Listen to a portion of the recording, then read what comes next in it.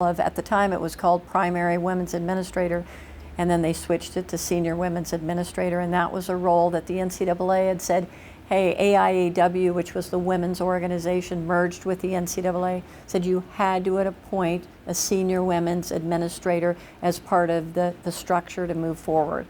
And so I became a senior women's administrator, primarily responsible for women's athletics, but everybody does it different. Every university setting does it different, and I worked a little bit in men's football and men's basketball, and worked closely with our women's sports. And one of the things I'm very proud of is we started the Women's Sports Foundation back then, and with people like Mary Hausch, who is a fabulous English professor to this day. She was the editor of the Review Journal here, and so many other ladies. But anyway, we started the Women's Sports Foundation. Carolyn Sparks is the name I was searching for. And we started the Women's Sports Foundation to find equal funding for our women's programs and develop that. But, you know, so that role lasted a long time, and I was here from 1978 till 1992.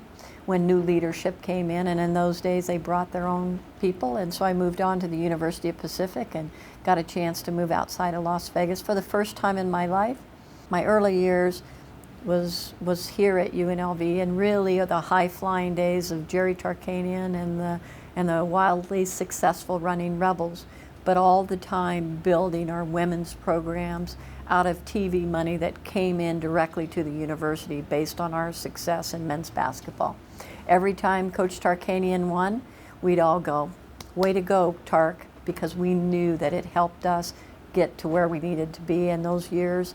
I don't know how many championships that we won during that time, but Brad Rothermel boasts of that all the time because he's very proud, and he should be as being the athletic director at that time.